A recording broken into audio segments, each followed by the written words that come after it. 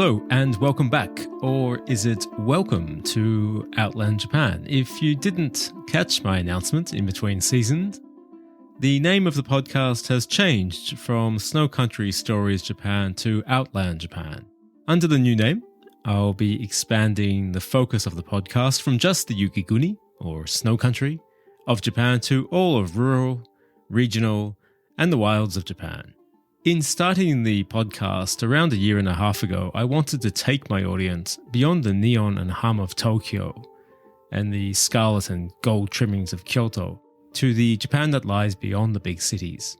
As a guide based in northern Nagano, I also wanted to promote the snow country as a place to both travel and live, and while I will continue to focus on the snow country, as I'm based here and want others to discover it, I also want to journey with you into all areas of regional and rural Japan and into its wild, unkept corners, in recognition that the Japanese story does not start in Tokyo and end in Kyoto.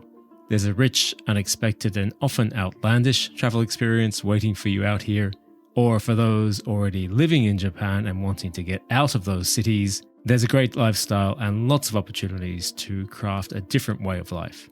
Under the new podcast name, I'll continue to bring you stories of travel, life, and culture outside the big cities, stories from the outlands as told by the people who live here. I'm sure it's going to be fun. And so we begin Season 4 with today's episode as we head to Minakami in Gunma Prefecture to speak with Zack Berman. Zack is the owner of Momi-no-Ki, a lodge he operates with his wife Amanda. Both originally from the US, Zack and Amanda relocated to Japan to pursue a new adventure, and as he will tell, over time found their way to Minakami, a place he only discovered as he travelled in search of Whitewater and Backcountry, eventually stumbling upon his dream property, which he and Amanda now operate all year round. Blessed with loads of snow, fantastic backcountry, some of Japan's best whitewater, hiking, mountain biking, many hot springs and more, Minakami remains somewhat off the radar for international visitors, but it shouldn't, and I doubt it will for long. Links to the Momi-no-Ki website, Airbnb, and Instagram are in the show notes. Don't hesitate to get in touch with Zack should you be interested in booking. Now, with the change of the podcast name, I'll no longer be updating the Snow Country Stories Japan website. It will remain online for the time being, but you can now find the podcast at the new, simplified website, outlandjapan.com. That's AUTLAND Japan.com. You can also find the show on Instagram, Facebook, and YouTube by searching Outland Japan. As always, please make sure to like or follow us, and should you have any feedback, suggestions, or requests, including if you'd like to be on the podcast yourself or want to suggest somebody who might, get in touch. And now, my chat with Zack. It's good to be back. I hope you enjoy.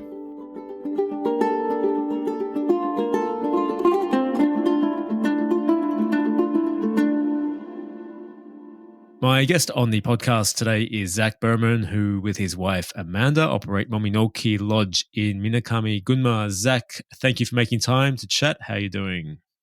I'm great. Thanks for having me.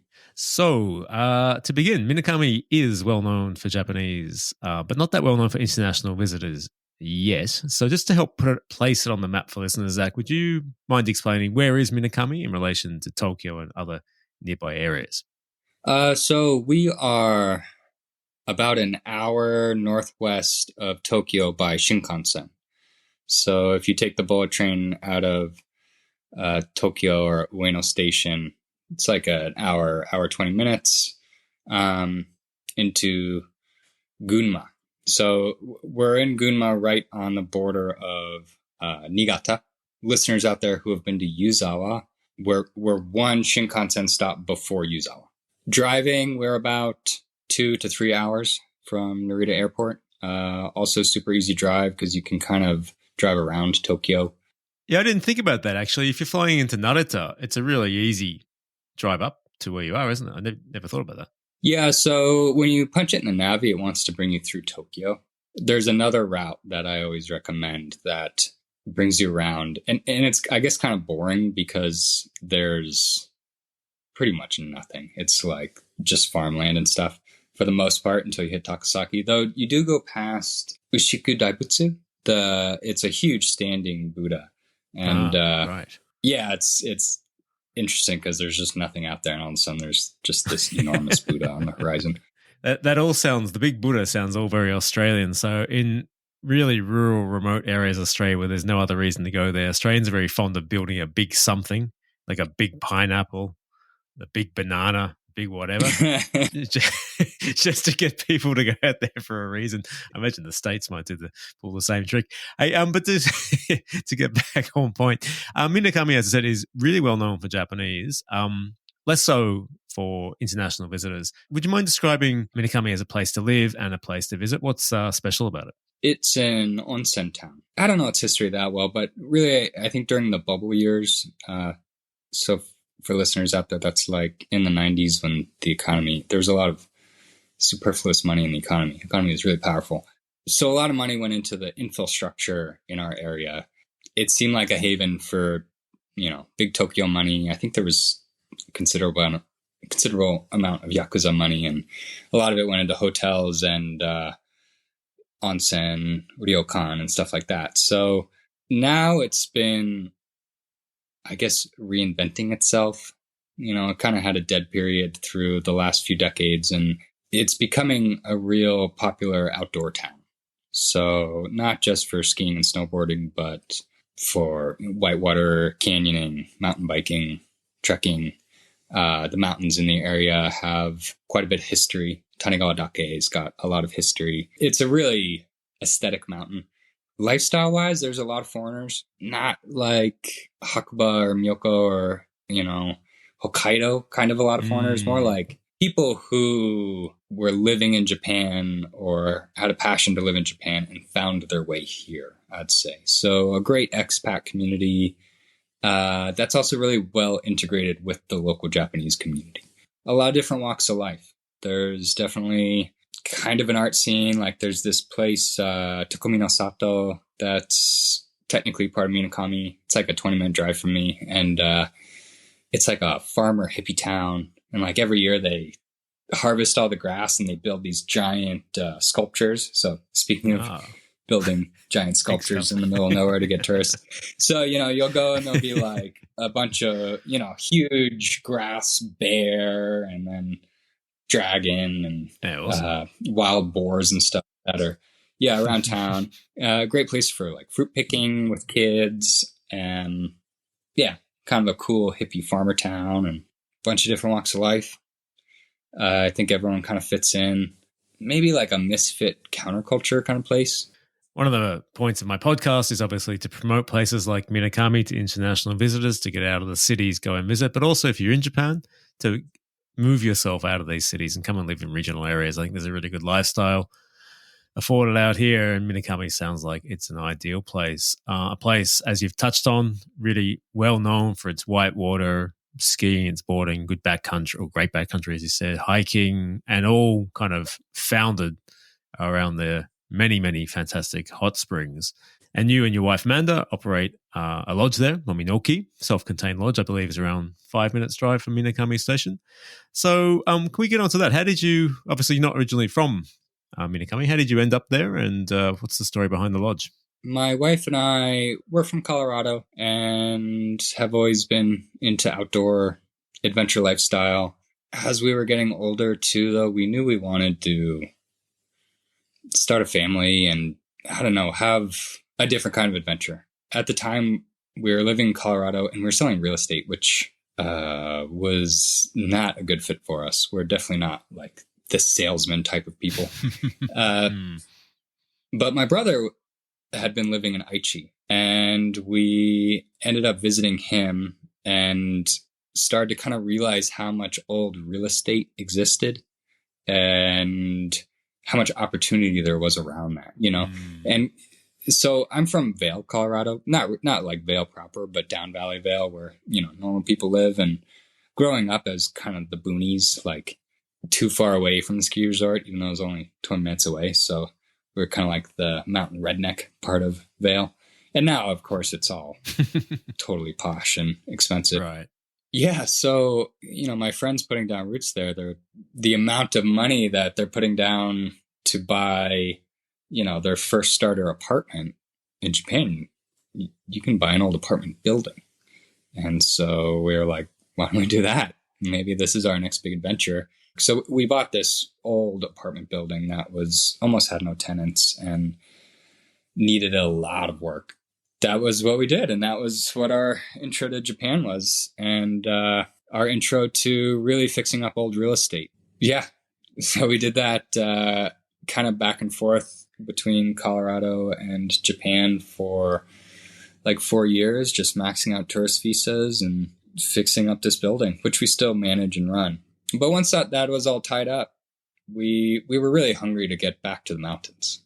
You know, we're mountain people. So we started doing, it's called like shahaku here, basically car camping. Japan's an awesome car camping country. We travel around for kayaking and stuff, mainly around Gifu, but we'd heard about Minakami through the kayaking community, and we'd never actually been. We were doing the shahaku thing in winter and doing like ski somewhere or snowboard somewhere and go to onsen and usually eat at the onsen, spend the night in the parking lot and just, you know, rinse and repeat. First, we really focused in on the common ski towns, right? Hakuba, Myoko. And we actually even put in some offers on some land in Hakuba. And I feel pretty lucky that it didn't go through because, you know, obviously Hakuba is amazing, but for the listeners out there who have been, they probably know it's doesn't feel like Japan. I think we wanted to originally be in Hakuba kind of like for FOMO. Like, it was like, oh, like this is the place we're supposed to do this, you know? Mm. But we also noticed pretty quick that we weren't going to be able to afford it, you know? We asked a lot of questions to the foreigners who were, you know, living in Japan or living in Hakuba and the Japanese, and got a lot of good insight. And generally they told us, I think, what you'd expect, right? Like, oh, this is a great town to own a short-term rental if you bought it 20 years ago, if you bought it 30 years ago, you know? And one of the foreign guys was saying, because I told him we're putting in an offer on some land, and he said, I can tell you right now, it's not a good deal. Sure, maybe if you want to move here, whatever, it's a great town. But if you're trying to start a home and an accommodation and run it as a business with a good return, then I can tell you, if land like that existed, me or one of 30 other guys would have bought it way before you ever knew about it. Mm. You know, it's still a small town. It's still, and a lot in Japan happens on word of mouth. It's hard to find real estate online, and it's really hard to find real estate online in a popular area. I'm not trying to turn off a listener of like, if you love Hakuba and you have the money to go buy a place, sure. But we were looking to start a new part of our business. And so return on investment was really important. Livability was important. A lot besides just the allure of Hakuba was important. And so then we went to Myoko Kogen and kind of found that we'd been priced out of there, Mararao, Nozawa Onsen.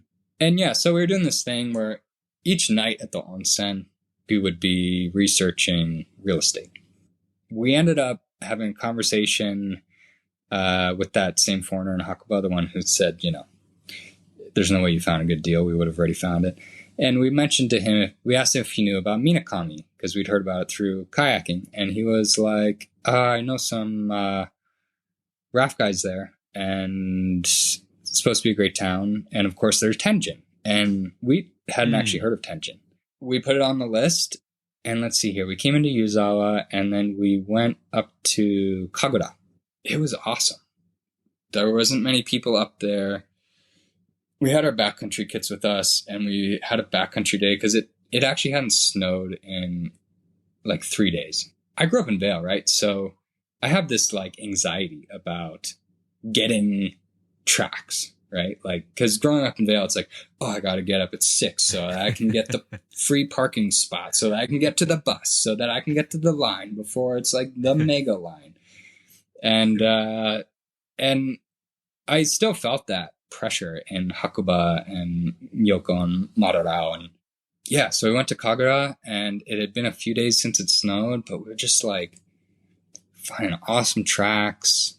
The snow quality was still surprisingly light. So we have they call it gunpao. Like, we're higher up, and a lot of our terrain is actually on the eastern side of the divide, and we kind of just get lighter snow, and that extra elevation really helps preserve the snow, and especially in the higher zones like Kagura, Naiba.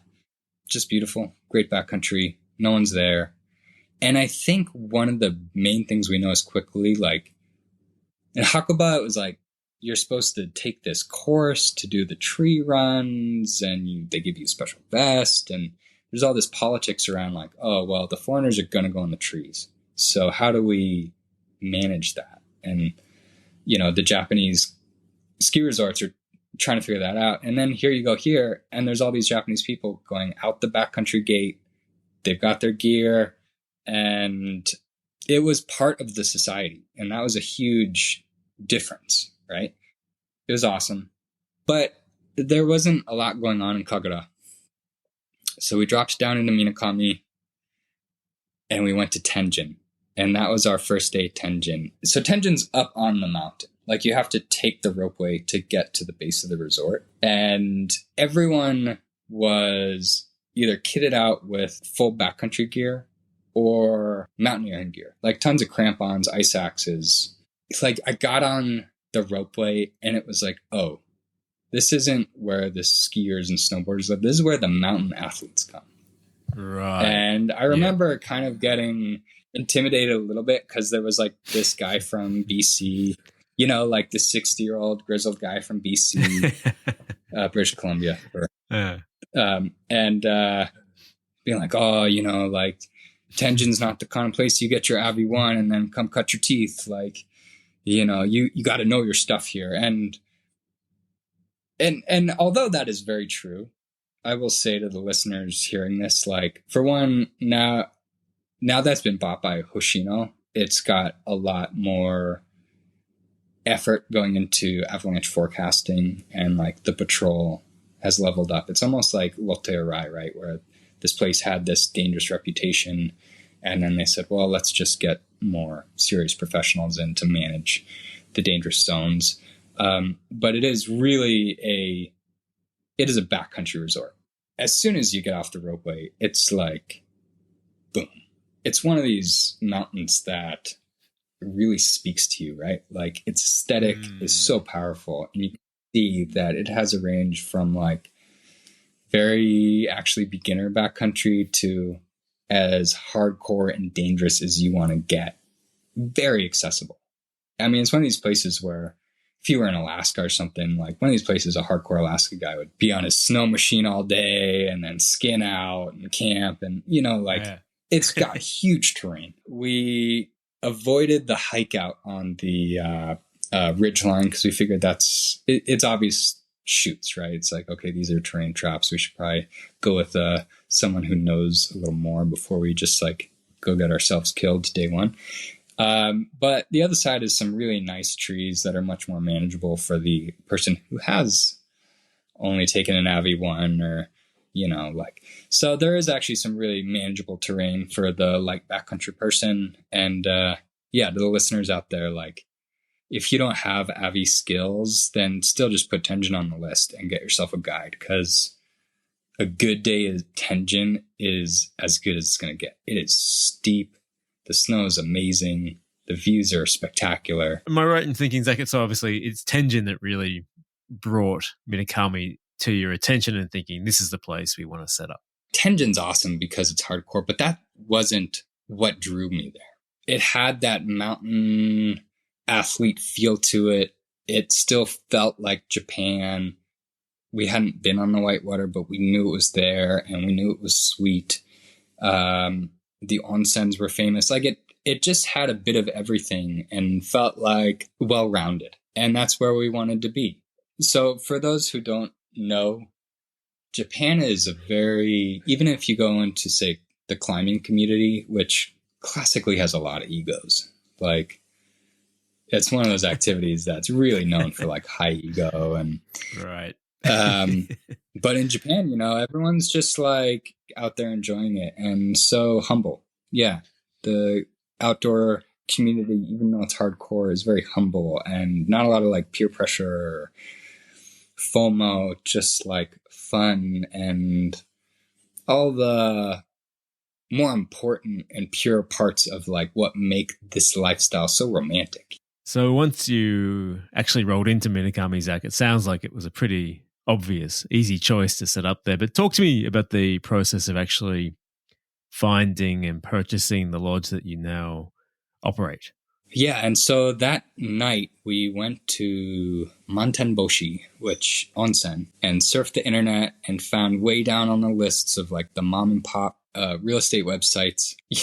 Like they had one listing on their website and it was this place. And we drove in to the neighborhood, had to park the car and post hole 50 meters to like even see the real estate sign at this place. So I think we were really lucky that, because I think this place would have gotten scooped up quick if, you know, the owner had more friends and hadn't made like enemies with all the neighbors and stuff like that. So that's the key. Find somebody with enemies, buy their house.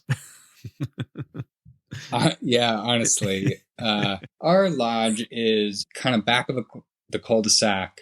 So we don't really have any neighbors. We've got a great view up Tanigawa Valley. To the listeners, Tani means like valley, basically. So it's like the valley river mountain, Tanigawadake. It's like this very iconic valley. And so when we first drove into the neighborhood, you know, you drop down from the main street and the view is just like, pow, $1 million view. I mean, if it was Vail, it would be like, boom, every one of these houses is a million plus just for the land. Like it was like, what did we find? You know, how is this here? We're like, this is it, you know. My wife put in, like, she wrote, you know, she kept the Excel spreadsheet of the different places and it was like dream home. And she thought we'd never get it simply because it felt like too good to be true. Seriously, we really felt like, wow, like there must be something really wrong because there's no way that we just rolled into town and stumbled onto our like dream spot.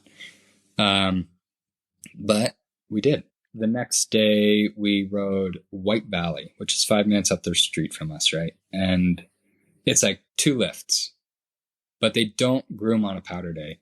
And it was like a knee-deep day and it was empty. And we talked to like a local afterwards and we're like, oh, we went to White Valley and like no one was there. And he was like, well, it didn't really snow. We were like, yeah, but it was like almost up to the knee in spots. And he was like, yeah. So it didn't really snow. Like that didn't count as a powder day to him. So we're like, oh, sweet. You know? But yeah, there was no one up there and they don't really groom up at White Valley. And it was pretty steep and had awesome trees that were like just tight enough that I like tight trees. Growing up in Vail, if you can't ride tight trees, then you don't really ride much powder.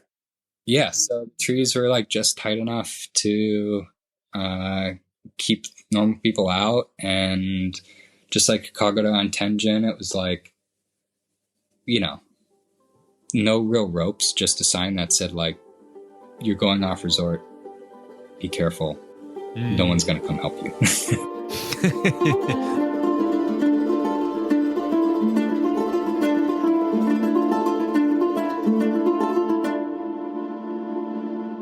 As well known as Minakami is for its skiing and snowboarding, it's just as well known, perhaps better known, for its whitewater.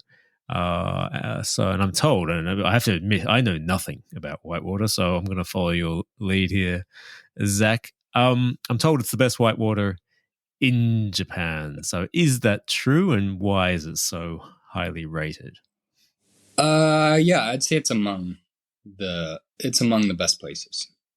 Probably the really hardcore boaters might argue that Shikoku is better, but for most tourists and stuff coming out, Minakami is where it's at. We're so close to Tokyo. It's so aesthetic is the thing. Like the canyons you go through are just so dreamy and totally inaccessible by any means other than boat. You know, there's no hiking path. There's no vista. It's you boat through or it's nothing. And it's just these fairy tale canyons with beautiful waterfalls coming in like left and right. Totally iconic.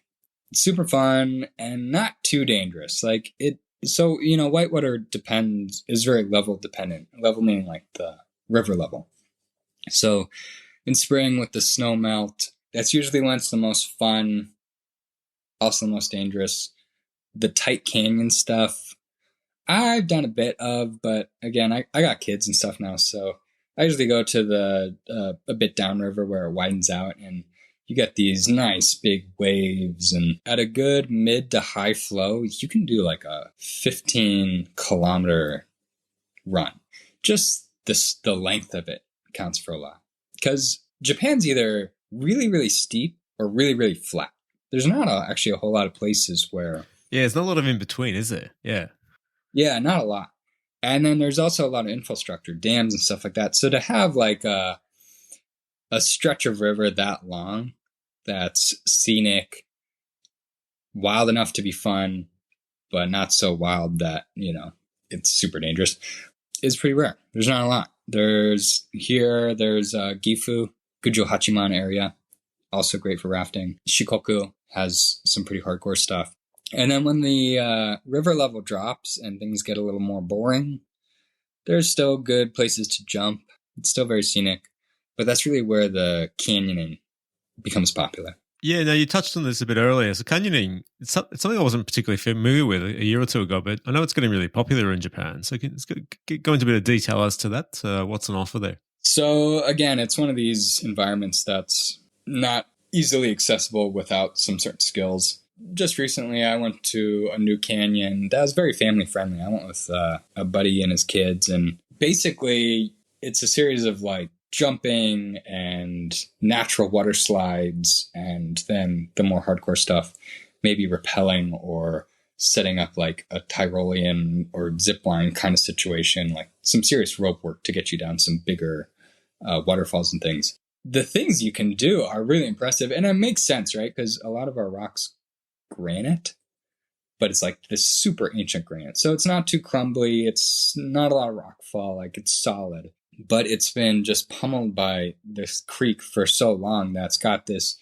like cool corkscrewing water slide feature, or like water slide for 10 meters and then drop 5 meters, and yeah, it's sweet. It's crazy beautiful.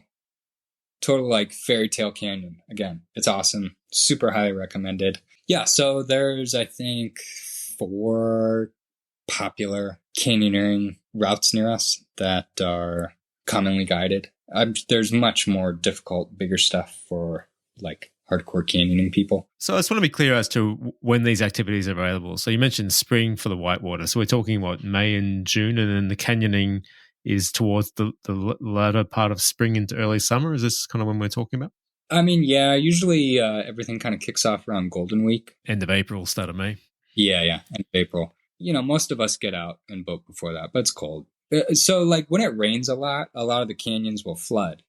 But then that's when the rafting gets good again. And then you might have situations too, like midsummer, actually the rafting often is good because Tokyo needs power. And so we have a lot of hydroelectric here. So the dams will start to release water, and you get kind of a bump from that.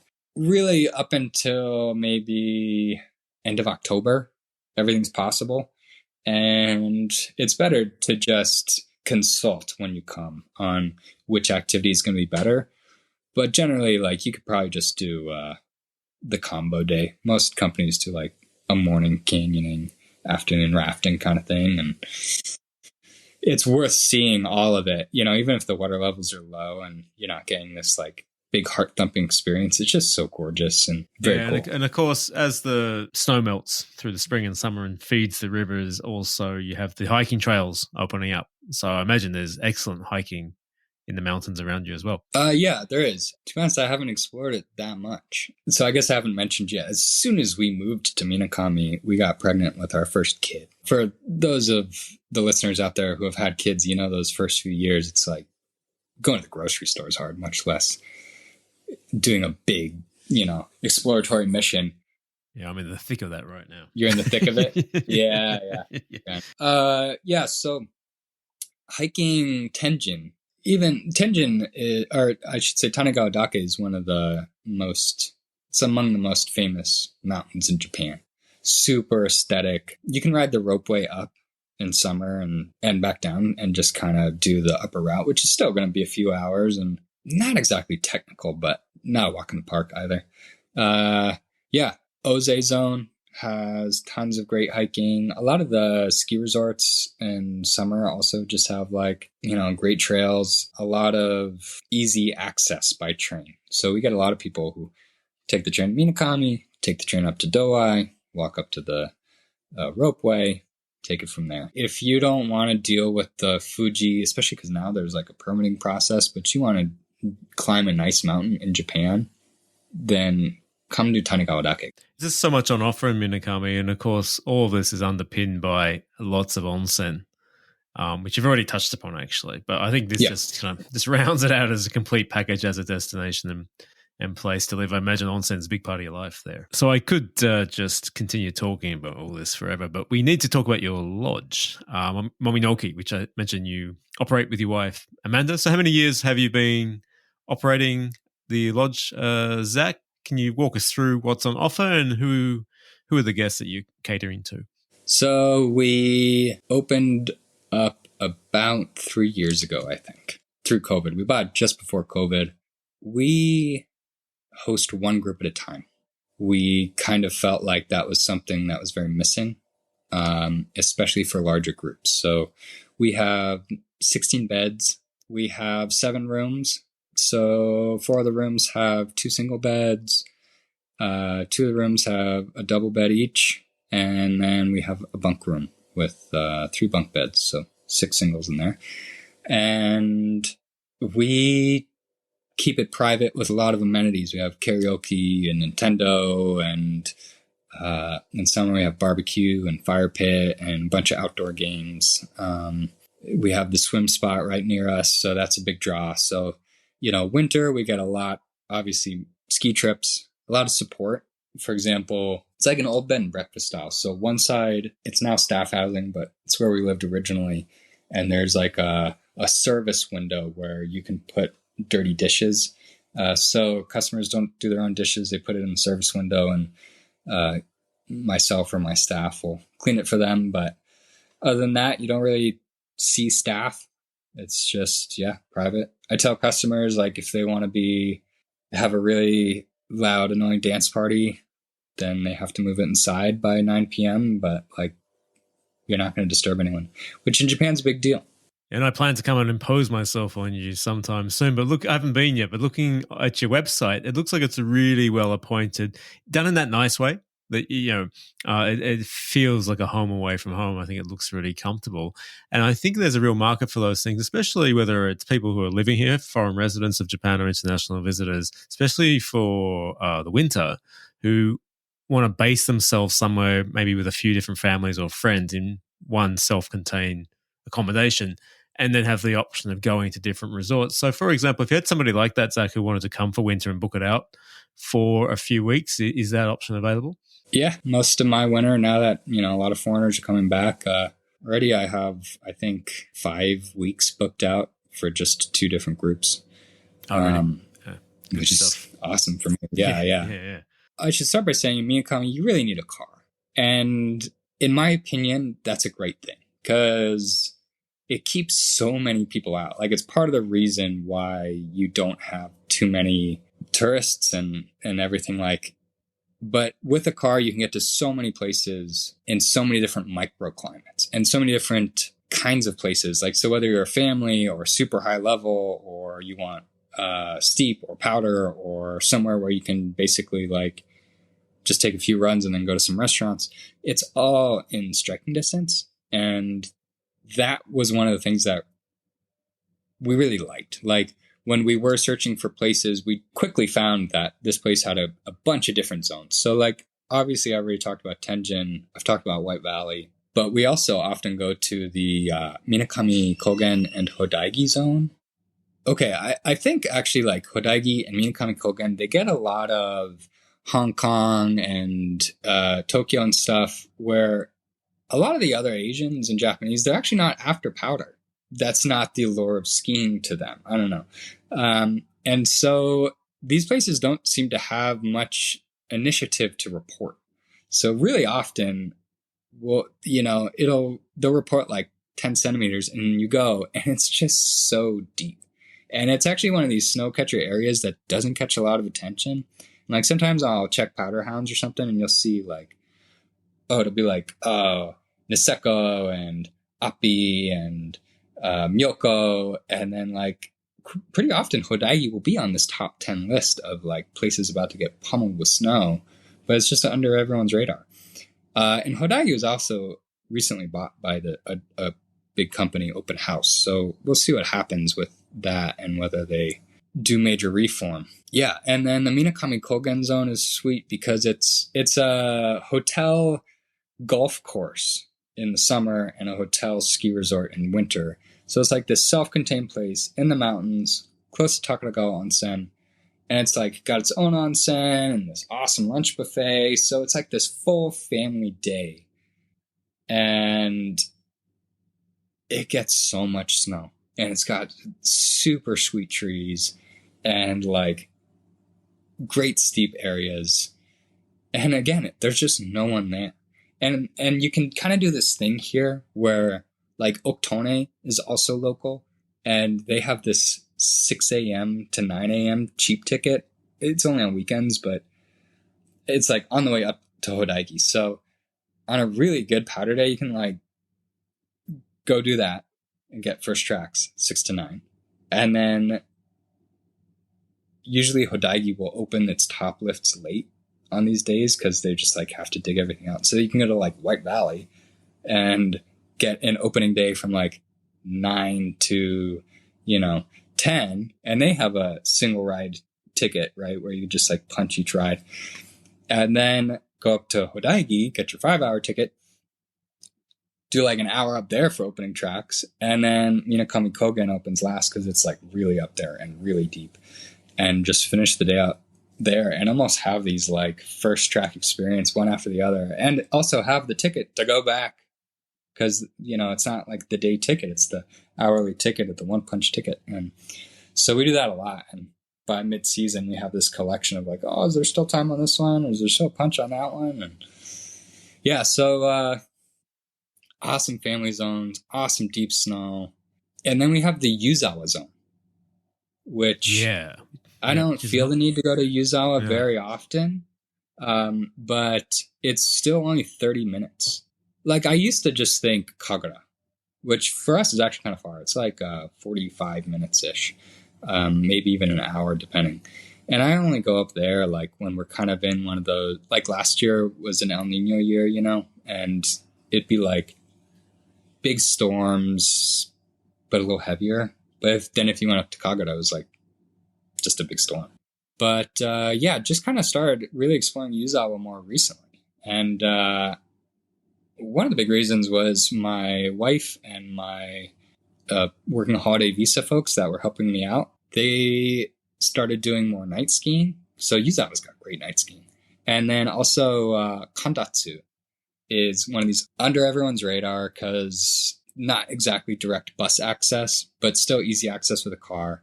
And they have like a Tuesday ladies' day that has cheap ticket and free onsen. And the onsen is like crazy nice and high end. So yeah, the girls every Tuesday would be like, it's ladies' day. Like, hand me the kids and go. And it was, and it's actually got some great like trees and great advanced terrain. Yeah, it's awesome. So there's so many places to go. The lodge, to me, from what I can see, has as much appeal to international visitors as it does if you're a foreign resident and you're wanting to get up to this beautiful area. But if you are an international visitor and you're planning your ski trip, to me, this sounds fantastic because you fly, for example, as you said, fly into Narita, get your rental there, just drive around Tokyo, so you never have to go into Tokyo. You said it's about 2 to 3 hour drive to the lodge. Is that right? And then once you're there, you got all these ski resorts within easy access of the lodge. Zach, give me the kind of roughly the driving times. Like from the lodge, how long does it take to drive to Tenjin, White Valley, Minakami Kogen, up to Yuzawa? What's the driving time? 5 minutes to White Valley, like 15 to Tenjin. There's like Oktone and Norn that are like 10 minutes, but I only recommend them occasionally, more for like morning or night skiing. 20 to 25 up to Hodaigi Minakami Kogen zone, and then like 30 minutes into the Yuzawa zone, or an hour into like the high mountain Kagura Oze zone. Plenty local. And then like, if you get sick of the local stuff, or if you're in a drought, and even Japan, anywhere has a week where it doesn't snow super deep, but you can so easily get into those high elevation spots that not a lot of other people go to, where the snow quality is still excellent. And and actually I go up and do, there's great backcountry that's like pure hike up backcountry, no ski pass, up in the Kagura Naiba zone. Yeah, beautiful mountains and very accessible terrain. And there's actually a huge snow surf community here. So like no bindings. Like snow surfer. And it's cool because it's actually, it's really good for the backcountry missions, actually, where you're not too worried about avalanche safety. Because obviously it's harder to ride really well and stay on those upper layers. But it's so light, and you're not wearing your snowboard boots or your ski boots during the hike up or anything. So you just basically have like a super light deck and your snowshoes, and that's your whole kit. You don't need to deal with the skins and the hard boots and everything. It just makes some of those bigger climbs just so much easier. Super fun. Just layers and layers and layers, of reasons to come there. On that note, mate, if somebody was interested in coming to the lodge, booking with you, how do they get in contact? If you want real info and want to see my reviews and stuff like that, like I'm on Airbnb, I'm on booking.com. But for your best price, just type in Minakami Lodge, Momi-no-Ki into Google, and I'll pop up. And I have a direct booking site. If you type in powder, capital letters, for promo code, then you get a discount, and that's definitely your best way to get a good price. And my email and stuff on there is me directly. And you'll see from reviews, if you check out Airbnb, like I really like helping people out, especially I think Japan's a very difficult place to travel to, actually. And so I like sharing the place and sharing the advice and being like, oh, don't go there. Check this spot out. Go here for lunch. Go to the onsen. Don't forget to do that. Yeah. So feel free to just email me directly too, and I'll help you plan your trip. It's a fairly easy country to travel around once you've done it and you figure out, oh, okay, this is how it all works. But the first time can be kind of confusing. So there's somebody on the ground who can point you in the right direction. I'm the same. Like if listeners get in touch with me through the podcast and they want some advice on how to plan things out, happy to give them that advice. I don't charge anything for it because I would have really appreciated that when I was coming over here as well. I'll put the links to everything in the show notes, so you can find everything there. And as you just alluded to, I think most people know that websites like Airbnb do charge their commissions to suppliers. I'm not quite sure what Airbnb charge, but whatever it is, it's a chunk out of the revenue that doesn't go to the supplier. So great to always check reviews on sites like Airbnb, or use TripAdvisor to check the review of a guide and then go directly to that person to book, because then vast majority of that payment is coming to them. So, Zach, I want to say thank you for today. I could just keep talking to you because I know there's so much to explore in Minakami. It's an area that I've not actually visited yet.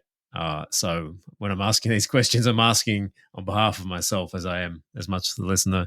So I hope to get up there soon, meet you face to face, and again, thank you for everything. And I hope this brings some guests your direction. Cheers. Yeah, thank you so much. That's it for today's episode. Thank you to Zach for making time to speak with me. Links to the Momi-no-Ki website, Airbnb, and Instagram are in the show notes. Also, make sure to visit the Outland Japan Instagram and Facebook for images and more information. Just to repeat, the new website is outlandjapan.com, AUTLAND Japan.com. Please make sure to subscribe to the pod and share it with friends and family. I'm looking forward to where the pod is headed in the new season and beyond as we explore even more of Japan. thanks for listening, and I'll speak to you again in a couple of weeks' time. Bye for now.